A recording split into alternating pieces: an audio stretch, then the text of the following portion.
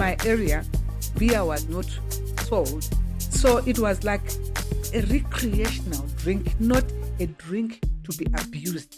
To an extent that when I went to secondary school and I would see some girls running away from school to go and drink, I would just wonder what was happening to them. And also as I grew older, the introduction of a drink was done at home with my children.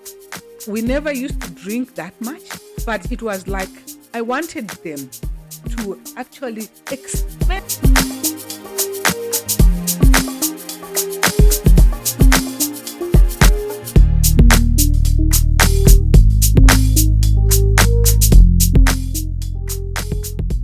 Hello everyone, welcome to another episode of Moments with Nyengeterai. I'm so excited to have you back with me this Sunday. I hope you had a lovely week and that you're now relaxed and getting ready for the following week. I just want to say thank you. Thank you for joining this community. Thank you for being a part of Moments with Nyengeterai. As you know, Moments is really about life lessons, about learning and growing. And the idea is for us to bring guests that will help you grow in whatever area of your life, whether it's in your mental health, physical health, just life lessons. But the idea is to grow. And I hope that with each guest that's coming, you will be growing. Today, I have a phenomenal guest. A friend, a mother, a sister, a prayer warrior, and above all, a doctor. A specialist doctor for that matter. Dr. Nyakabau, welcome. Thank you very much, Nyenge. It's so fantastic to have you as Dr. Nyakabau. No, can you introduce yourself to my guests? Who you are, what your first name is, and over and above the doctor hat, the oncologist hat, what do you wear? Oh, thank you very much, Nyenge. Indeed, I just want to start off by saying life is a journey. And for you to see anyone, I think many people may not know where you've traveled from and where you are going. So, my name is Dr. Mary Nyakabau. I'm an oncologist. Some people say a doctor, an oncologist in my language. I look after cancer patients. And again, for me to be in the cancer space was a journey. And I think I've had so many journeys in my life that I feel someone out there might benefit from my journeys. I learn a lot from other people. And even being with you now, I think it's an experience. And I'm learning a lot. I've learned a lot even just today. Oh, wow. What really influenced you to get into medicine? But I just want us to go back to your childhood, how your childhood was like. What are the life lessons that you got from your childhood that then pushed you into the direction of medicine? Because I'm just thinking, you're a woman and at that time to go into medicine, just take me on that journey. Thank you very much. Today is the 3rd of October, and I must say we're getting close to the anniversary of my father's death, which is on the 15th of October. I mean, that reminds me of my beloved dear parents. 2 months after the death of my father, my mother died on the 26th of December. And it is a moment, but I'm pleased that I'm able to come and speak to you today, in spite of the fact that it's the anniversary of my father's death. My parents, I think, are my greatest inspiration in the way they cared for us. I'm the firstborn in a family of 11 children. You're like one mother, one father. One mother, one father. And my mother, it was all normal deliveries. Wow. There was no cesarean section. So, yes, the strength that my mother had to give birth to 11 children, one after the other. I mean, there was a difference of 1 to 2 years between us as children. So we were like a classroom. Wow. So most of her adult life, she was just pregnant. So yeah, that's how it was. And then both of them were teachers. And I think I even wanted to be a teacher as I grew up because I wanted to be like my parents. That nice life, rural teachers. I was born at Tri-Zil Mission, which is in the rural areas down in Nyengeterai. So in actual fact, I am a rural girl. Some people call them people with a strong rural background. SRB. My daughter actually wrote about it once, and I think her friends really enjoyed reading what she had written about her mother, who actually was proudly VSRB, very strong rural background. So the life we led, I mean, yes, there was a lot of love in the family, rural life is basic life, but it brings people together in a lot of things. I mean, most of our time was spent in the kitchen. So when you had done all the daily chores, at night you would all gather around this fire in the kitchen. You'd be talking stories, and sometimes you'd be roasting those mealies, and you'll just be, one will be giving this one that. And also those days, it was not like each one would have their own plate of food. You would share the food in the sense that there would be relish there, rarely any meat, and then sada in the other plate. So on the day that there was meat, most of the time, because there were many of us, you would have to actually maybe personally, because the way our parents raised us, it was that you have to be considerate to the young people. So I would ask them to take the meat first, and sometimes you'd be left with very little. But as the oldest, you had to be content with that. Again, the rural life taught me some resilience. I think everything was an uphill struggle in the sense that we had to get firewood from down in the valley, and we had to climb a hill carrying a bundle of firewood on my head. Me and my sisters and my mother, there was no firewood nearby, and that was the fire that we used for cooking. And being the firstborn, my fire bundle had to be bigger than my sister's. And unfortunately for me, my sister was bigger than me, stronger than me, but I had to prove that I was the older one and carry the bigger bundle. So it was really an uphill struggle. And to be honest with you, when I thought of the firewood bundle whenever I was at school, if I wanted to play, I would go back to the books, because I declared that, you know what? Yeah, this is the life that raised me, but I think I want something different when I grow up. So the thought of that firewood bundle, or we call it shingare huni, it would push me to work hard so that I don't go back to the same kind of lifestyle. Not because it was bad lifestyle, but I just wanted something different in my adulthood. Had you been exposed? I'm fascinated by you saying that I wanted something different. I wanted, something bigger, and which is very important. I think everybody, all of us need to aspire. What was it? What was that thing that was tagging you to say, I want something bigger, better? Had you been exposed to something, or was it in your mind? Where did this kind of like dream emanate from? Oh, yeah. I think, when you are in the rural areas, you would hear so-and-so has gone to Harare, and they are now staying in Harare. And I remember my uncle, who is also late now, unfortunately, when he came to visit, he actually agreed to take me to Harare. So I'm telling you, when I was taken to Harare by my uncle, in fact, my uncles, I then started seeing things I had never seen before. I mean, we didn't have a television. So the first time when I went to Harare with my uncle, I think I was just doing my O-level.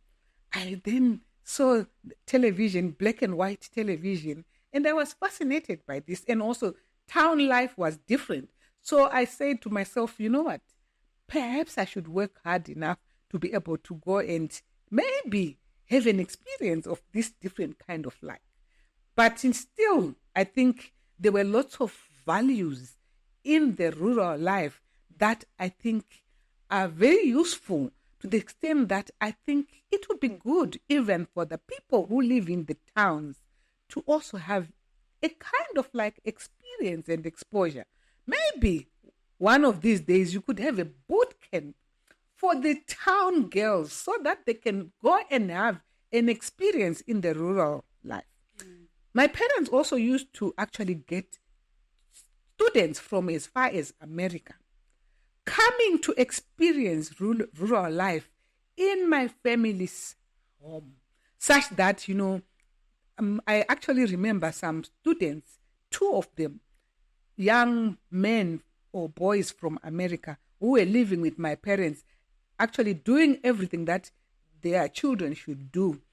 When they eventually went back to America, they told their mother how my mother would cook this lovely chicken cooked on fire, tasty, that they'd never actually tasted before, that the mother flew from America and walked to my village to come and see where her children were. So there's something good about this life that I feel other people can also learn from.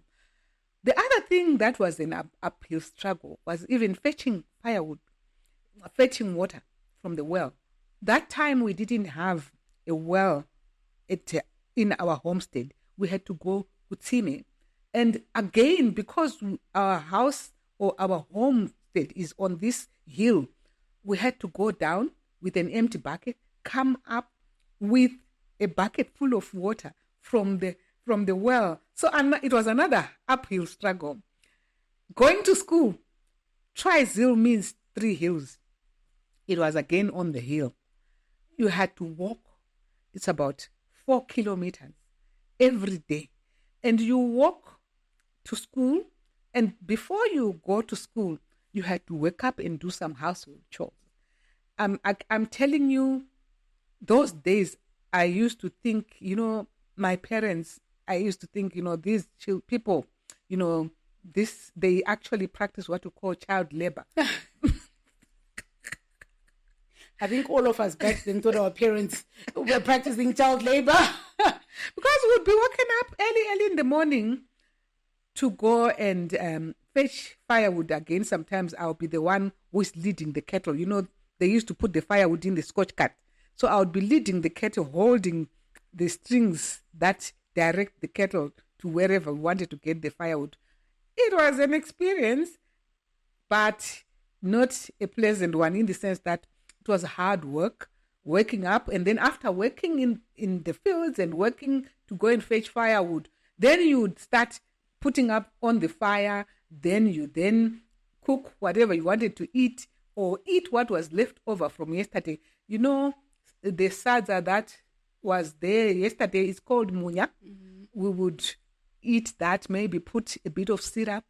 If you got any bread during that day, it would be like dessert. But we were very happy, to be honest with you. We really had a good life, and we had nice moments. And my father had this little radio where whenever it was news time, nobody was supposed to be talking or making any noise. We would be listening to the news, and everyone was supposed to know what's happening around in the world. So at least, even though we were in the rural areas with no lights or anything, we were somehow connected by the radio, which is an important organ. So I just want us to touch on your childhood. You talked a lot about the walking, eating together, being connected by the radio. What are the life lessons from that era that you have continued in your current life? Yes, different times and different settings. But what are those life lessons that you learned from your parents, from your siblings, from your lifestyle that you have carried over to your adulthood? Okay, thank you very much. Both my parents were Catholics. That's why. That's one reason why they ended up with 11 children, because they did not believe in contraceptives. Of course, I did not follow that route in terms of not having contraceptives, because it wouldn't have been possible. Being a career woman, to have 11 children, I wouldn't have afforded. But, in terms of keeping your children together, and also in terms of religion, religiously, every Sunday we would go to church. And I think we would go as a family and pray together. Even every night before we went to bed, we would pray together. There is a saying that a family that prays together stays together.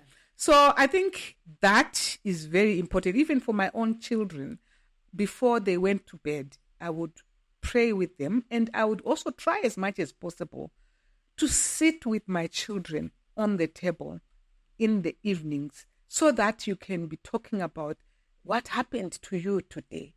What is it that you liked? What is it that you didn't like? And when children get that space to be able to just talk to their parents at least once in a day during that maybe hour or so, it is so important for them. And you find that they will not look for somebody else to tell what's bothering them. Maybe they'll tell the wrong person, who will then influence them the wrong things. So just conversations with your children is what I learned from my parents. And up until now, a lot of things, even my own children, I would introduce them to a lot of things that I would tell them that, this, you should learn about it. If I may say to you, for example, drinking alcohol.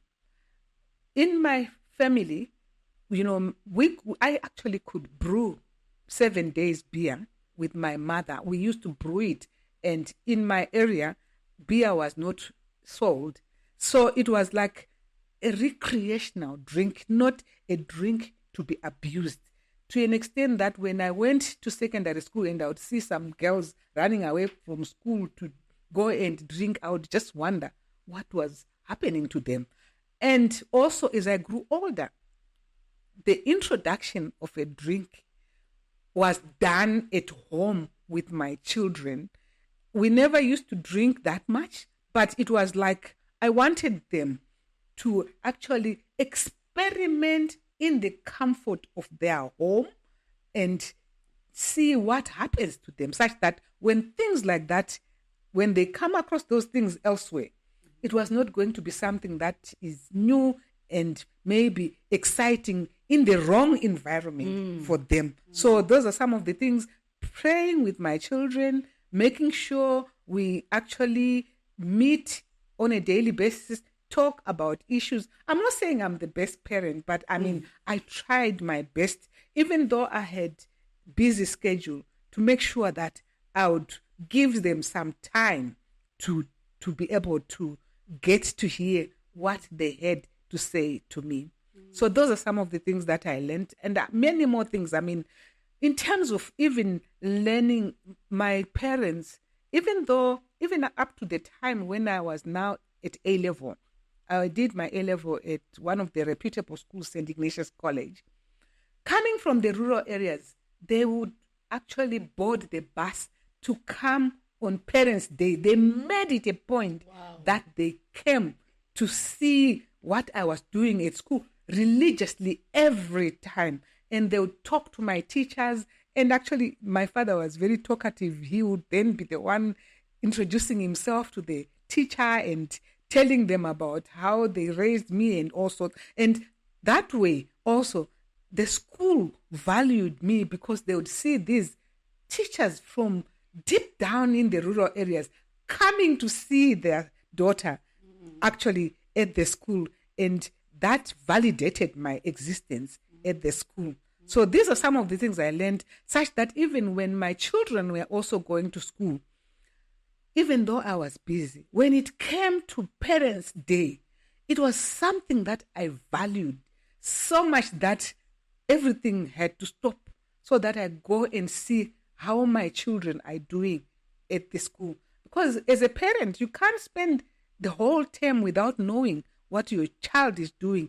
And also, I would make sure that I had a relationship with the teachers who were teaching my children, so that if there's anything that was not quite right, the teacher would get me immediately, because they now knew my children, and they knew me, and they would relay anything that they thought was amiss to me.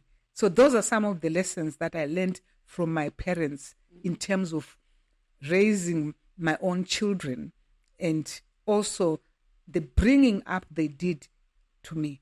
Oh, wow, that's really profound. And I love the way what you're saying, that you learned from childhood, that you carried into the family, and that family unit. That's very important. I think it's key for a lot of families, especially now, because I think we're all so busy, but just cultivating that time to just sit and be able to connect with our children, I think is very, very important. So going further, so you're studying, you're now at St. Ignatius, you're done.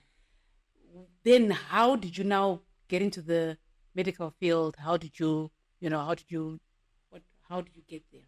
Okay, thank you very much.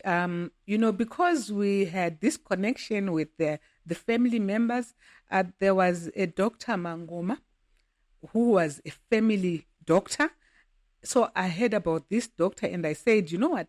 I think it's a very good thing to do. So I just heard that he was a doctor and he was part of the family. So I aspired to be a doctor because I also wanted to You was have a family member. Okay. Family member. Yeah, I meant family member. Yeah, he was a family member on my mother's side. So I told myself that I want to be like him, because in the village, there are outstanding characters, and most of the time you always want to be like those outstanding. We call them key opinion leaders.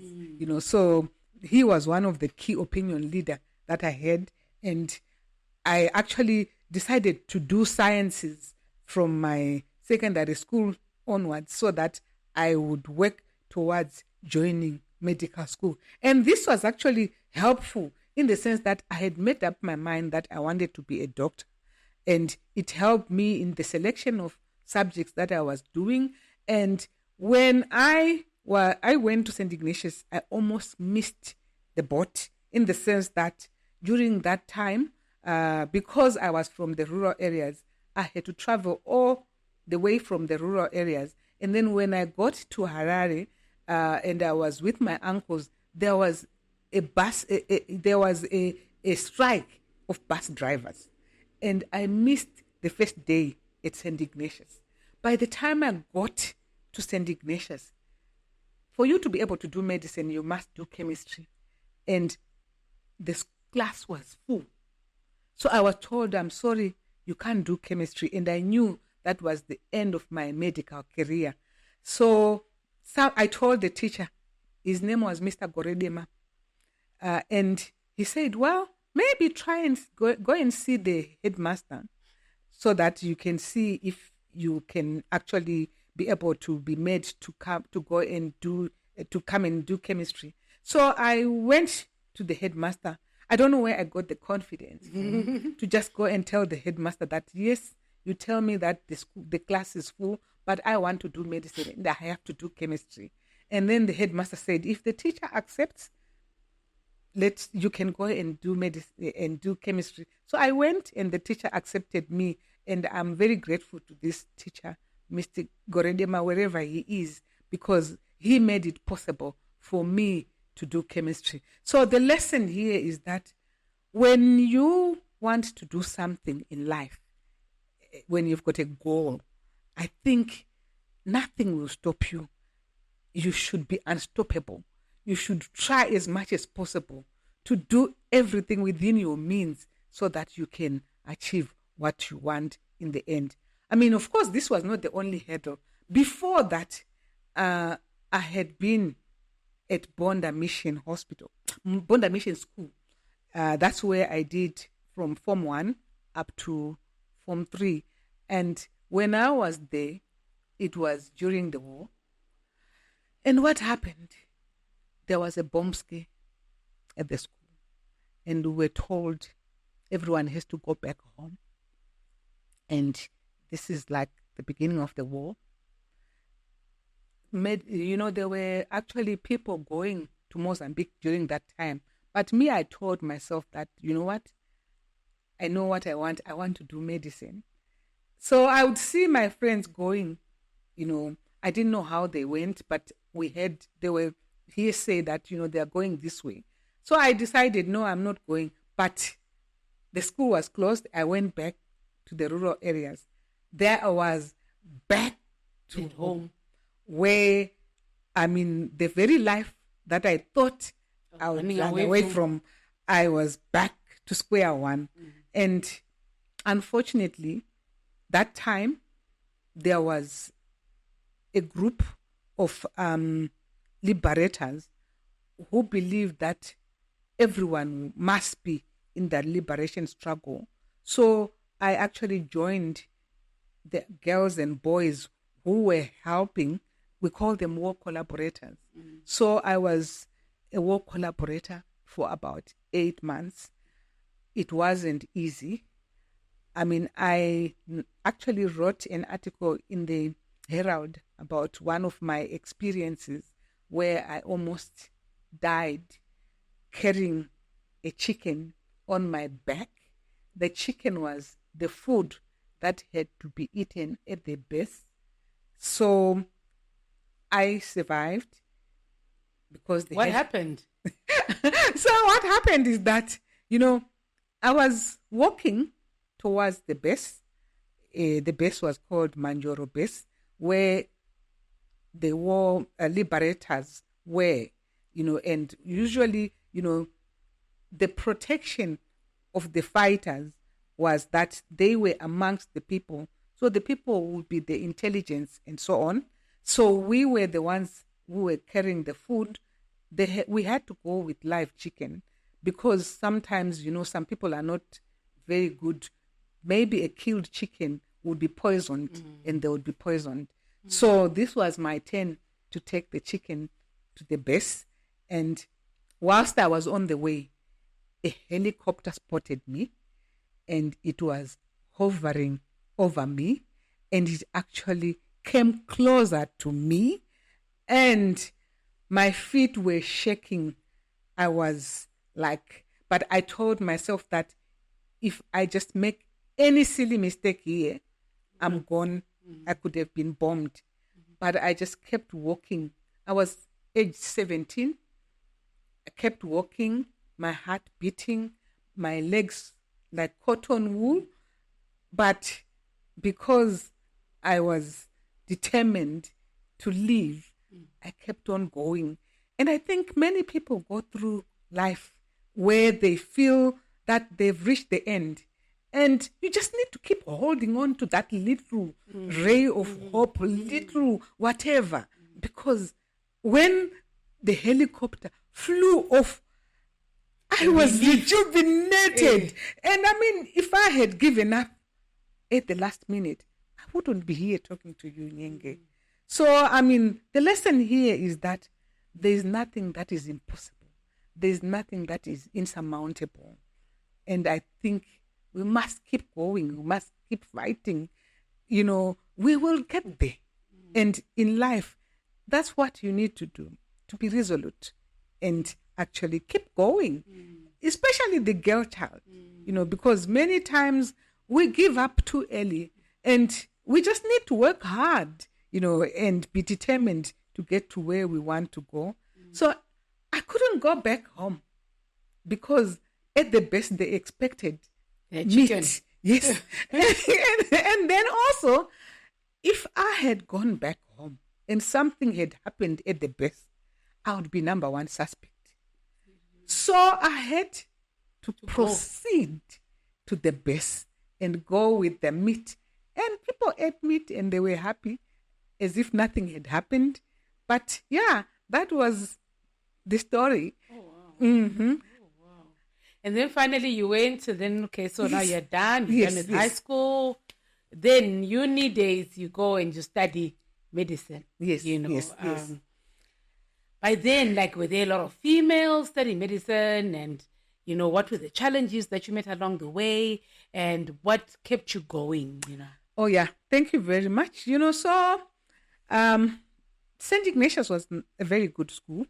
It had a very good reputation, such that the reason why I went to St. Ignatius was to run away from the war, because I thought this is not a war zone, so at least I was going to be able to study without any disturbances. Because O level, when Christe Mambo, where I did my O level, you would actually be in Pungwe in the night and go and write your O levels. When you say Pungwe, what are you saying? Pungwe, it means you were, there is what you call mobilization of the people. I mean, it was also the duty of the freedom fighters to make sure that they get the people to know what they were for, the mission and vision for the country. So they had to teach people. So we were taught, and also we had to give them some protection and morale, singing and chanting, so that, because imagine if you are living in the woods with nothing being brought food, they had to have some normalcy of some sort, so that they could be able to continue with the battle. So this was part of what we did during that time. So what would you be doing during that? Would you be the ones leading the singing, or they would be leading the singing? You'd be. It was a collaborative singing, and and also it stories, just making them feel at home. So that, it's not as painful as it was. Imagine if you are in a battle and you don't even have enough resources, and you are fighting for the very people that are around. So the people that were going to be liberated also had to participate to help these people who had risked their lives to go to, say, Mozambique, to get the machinery to come and fight. So that was the win-win situation that was there. So that was what we used to do, in addition to doing some schooling. Then from there you went to St. Ignatius, you did your A-levels. And then, so being at St. Ignatius is what allowed you to get into UZ. Yes, it did. And I mean, of course, I did reasonably well, to the extent that, our names would be in the newspaper. So I was actually in the newspaper. Thank God that I did well to qualify. I qualified to be at medical school. And at medical school, it was also an uphill struggle, because we were the first medical students, after independence. So, we had teachers who were from the pre-colonial era. It wasn't an easy thing. It was more, in terms of men and women, it was mostly men. So there were very few women in the medical school. I mean, I think we were about 12, and the rest were men. And unfortunately, there weren't many doctors then, not many students, but that had an advantage of the fact that we had a more one-on-one teaching from the teachers.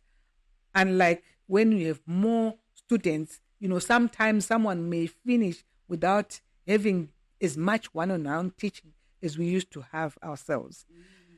And when I was at medical school, I met this young doctor, my late husband, and I think we got married, and then I had my first son. We were very happy. But unfortunately, when it came for time for him to talk, I mean, he was not able to talk. So there we are again. I had a handicapped child as a medical student. And I think that was another very difficult time for me. You are a medical student, a husband who is a doctor, and at that time, the diagnosis was not clear, but later on, he was diagnosed with autism. Unfortunately, at the time people didn't understand. Nobody understood. I mean, we lost friends through that because they didn't know how to handle my son, and they didn't understand what was going on. There was also even sometimes blaming game. People thought I didn't give him enough time, and then also, families also, they kind of like blame each other. Maybe it is from the families, the wife's family, others from the, it causes a lot of discordance in the family, and, it affects the quality of life. But we had to raise my autistic son, and through raising him, I have learned a lot of life, in fact, more life lessons than any other experience in my life. His name is Simba. I think you've met Simba. Yes, I've met Simba. Mm-hmm. And I think he's a lovely boy, pure in terms of Love. Of course, his adolescence was not a nice time. It was because he didn't understand what was going on to him. It was, I think, the most horrible time in my life, because sometimes we hardly slept. And then also he became violent during that time because he didn't know how to manage his emotions. So you can imagine, people complain about adolescent children, let alone normal children. And then when it is a child who has got special needs, it's kind of like worse, because especially during those days when very little was known, very little help was there. Yeah, we joined some support groups then, but it was more experimental. And then also I remember joining some groups from America, John Tracy Clinic. I had to do extra reading. So it was extra reading over and above my medical school studies. That it was not an easy time.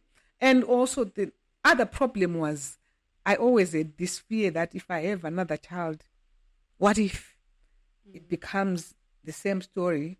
So it was not easy. And when I had my second child, the first time he said, "Mom," it was like, wow. I just wanted to celebrate because I never thought, because my first child was never able to say "Mom," even up to this day. He can, but I don't know whether he even understands. No, I don't know how much he understands as an autistic child. So yeah, that's... Wow.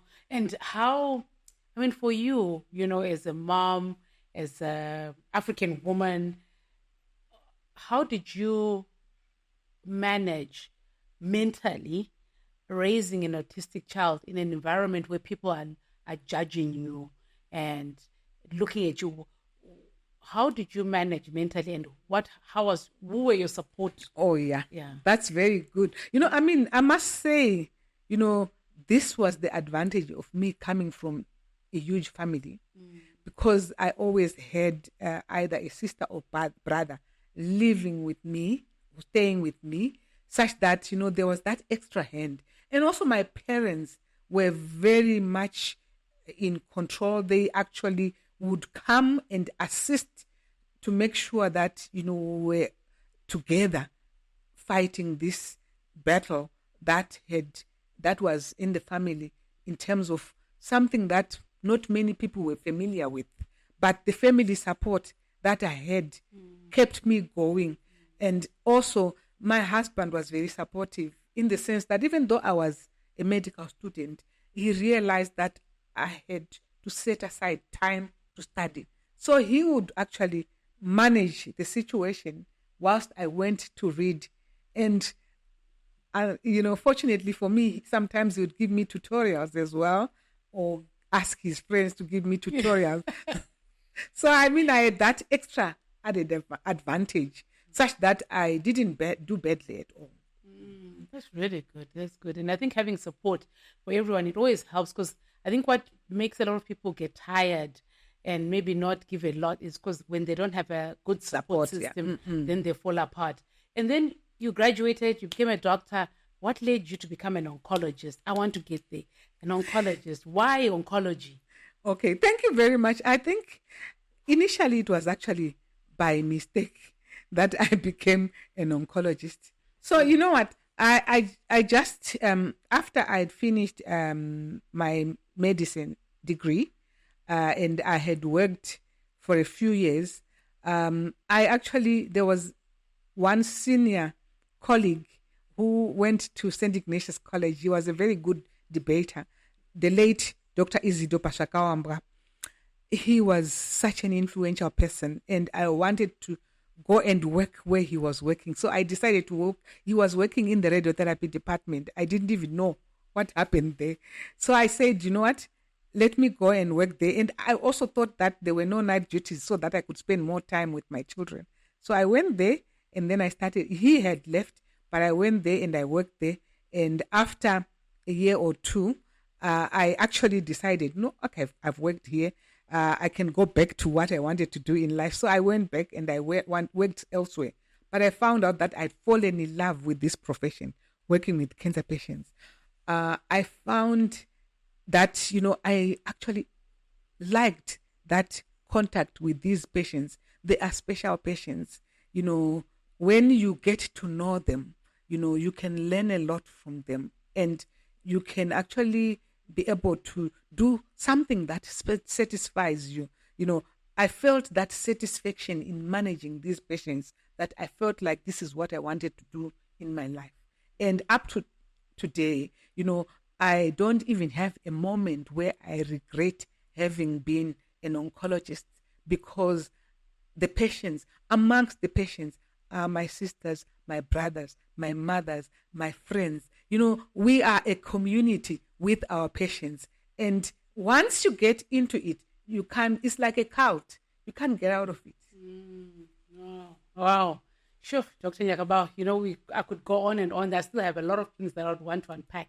But we have to come to the end. So I just want to have a few fun questions just to close off our program. So what's your favorite color and why? My favorite color is blue. Why blue? Blue is for life, and sky blue, rain and everything. I like blue so much. Okay. And your favorite animal and why? I like the dog. Why do I like the dog? Because it's a very friendly animal. The dog protects us. The dog, you can communicate with it, and I really love dogs. Okay. What's the last book you are reading? What's the book you're currently reading? Okay, I'm writing a book myself. So, yes. But the book that I'm reading is Bittersweet. Life is bittersweet. What it teaches me is that there can never be a time where you say there are no problems in life. And I think you have to be able to coexist with the problems and the joys of life. Fantastic. That is so true. That is so true. If today was your last day on earth, you are about to transcend, what is the one thing that you'd say, what, I'm ready to go? God, I'm ready because I've done what? Okay. I think in my life, what I want to do is to just make sure that I have left a legacy that people can carry on, because I know I can never be here forever. And I want people to carry on with what I have been doing. And I think one thing that I'm proud of that I have actually done is I founded a cancer foundation. And this cancer foundation is there to actually bring world-class cancer services in Zimbabwe. And the aim is to make sure that, people prevent cancer, people can get treated of cancer, and people can live with cancer, and actually they should be able to live until they die and not die before they die. Oh, wow. It's really profound. And we've packed our bags. We have our passports. We're going to the airport. Where are we going? Which country would you want to see? If I said right now, Dr. Nyakabau, pick your bags. We've got passports. Where would you want to go? I would go to Zimbabwe. You want to come back here? You don't want to go anyway. Oh, wow. I love my country. You love your country. I love the food. I love the people. I tell you, I've gone everywhere else in the world. I want to come back to Zimbabwe. You want to come back home. Wow. All right. And, I just want you, as we are closing off, you serve. I mean, this is what you do. You serve. I mean, we all serve in different areas and you serve differently. When your patients die, how does that make you feel? And when you look at your next patients, how does that kind of like propel you as a doctor, as an oncologist, and as a person? Okay, thank you very much. I think what I try to do is to actually make sure that before my patients die, I've prepared them and I've prepared their families. And, most of the time, by the time the patient dies, they will be at peace. Because what? Dying is something that we cannot run away from. But what is important is that each day must count. And up to the moment of death, life must count. And I think we need to aim for quality death. So when a patient has quality death, I get satisfaction and I go to the next patient. And I know that life is a journey and there's always a destination in life. And I think how we get to the journey is more important than the end. Fantastic. Oh my gosh. So to our viewers, as you're going into the week this week, please remember life is a journey and you must live every moment and make sure every moment counts. Mm-hmm. Every single day must count. Let's not carry burdens over. Let's try and forgive and love and spread love, and remember that the next person is suffering. So let's just try and show a bit of love and give more love and to serve. So Dr. Nyakabau, thank you so much for your time. Thank you for just the life lessons. What last word do you want to give to our viewers as we close off? Thank you very much, Nyenge. I think, you know what? Love is the foundation of life. And I think if we practice that in life, we're good to go. Good to go. So can we go out into the week and love, love, love, love? Please remember to subscribe, to share this, and I will see you next week. Have an amazing, amazing week. Bye.